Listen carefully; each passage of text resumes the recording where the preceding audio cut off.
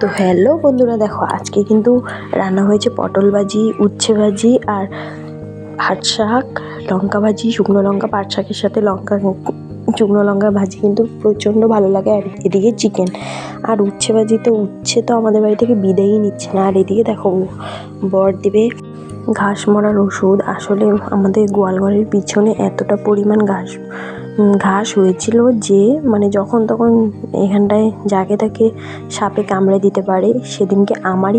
সেদিনকেরই কথা, আমি এদিকে যাচ্ছিলাম, একটা হেইয়া বড় এত বড় সাপ দেখেছিলাম। তো এদিকে এতটা পরিমাণ জঙ্গল হয়েছে, জঙ্গলগুলো পরিষ্কার করলে যে কোনো একটা কিছু এখানটায় লাগানো যাবে, কিছু একটা গাছ বা যে কোনো কিছু। তো দেখো এদিকটায় এতটা পরিমাণ জঙ্গল বলার না। আর সেদিনকে গিয়ে, এটা তো আজকেরই ঘটনা, তো আজকে ছিল প্রচুর রোদ। আর এদিকে দেখো ওই দিক দিয়ে ওষুধ দিয়ে দিচ্ছে, এত জঙ্গলে যাচ্ছে আমি মানা করা সত্ত্বেও জঙ্গলে যে ওষুধগুলো দিচ্ছিল। এই ঘাস মারার ওষুধটা নাকি রোদ উঠলে তারপরে দিতে হয়। তো এদিকে দেখো, এদিক দিয়ে আমি যাতায়াত করি, এটা সেটা নিতে আসি। তো এদিক দিয়েই এতটা পরিমাণে জঙ্গল হয়েছে, জানি না এই জঙ্গলগুলো কীভাবে হয়ে যায়, কদিন পরে ওষুধ দিয়ে যায়।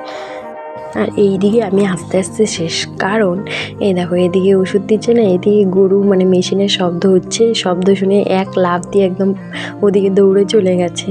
তো আমি দেখে আস্তে আস্তে শেষ, ও গরু আর বাছুর ওরা ভাবছে এটা আবার কি শব্দ করে, এটা আবার কি করছে। ওরা তো অবাক করে দুইজনেই তাকিয়ে দেখছে, ভাবছে এগুলো আবার কি করছে।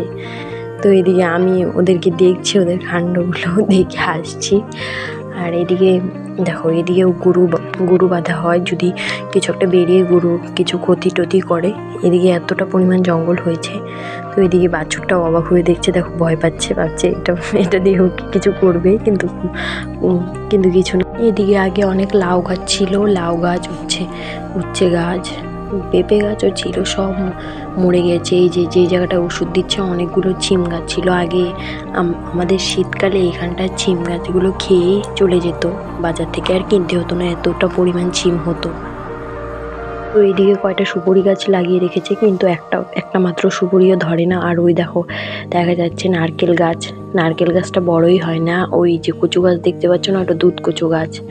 আর এদিকে দেখো এদিকে কচু গাছ তো আছে ঠিকই, মাঝে মাঝে নিয়ে যায়, কিন্তু এতটা পরিমাণ জঙ্গল না, আমারও ভীষণ ভয় লাগে যদি কোনো কিছু যখন তখন বেরিয়ে পড়ে, তখন তো কিছু করার নেই। আর মাঝে মাঝে আসি, দেখি রক্ত চোষা নাকি গিরগিটি কি বলে, ওগুলো দৌড়ায়।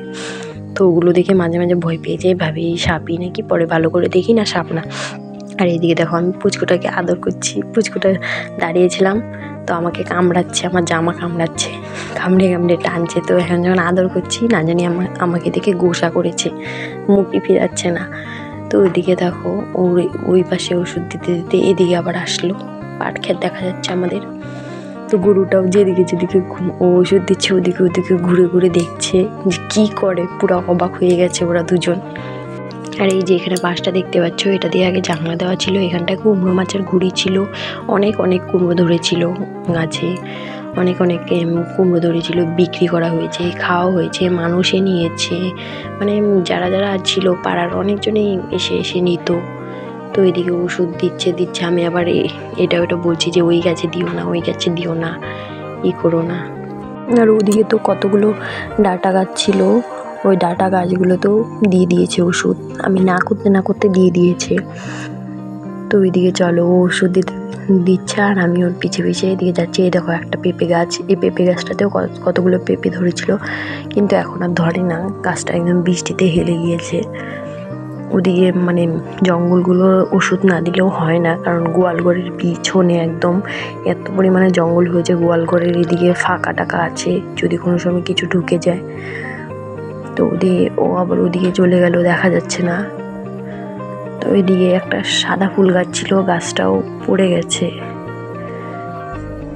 এদিকে দেখো ওই যে পেঁপে গাছটা দেখা যাচ্ছে, পেঁপে, আর এই যে দেখা যাচ্ছে উচ্ছে গাছ। আমি বলেছি উচ্ছে তেমন খাওয়া যায় না, উচ্ছে গাছে ওষুধ দিয়ে একদম সাপ করে দাও, সাপ হয়ে যাবে। আর এই দেখো আরেকটা নারকেল গাছ, এটা তো আজকে দিয়েছিল আমাদের বেগুন খেতেও সার।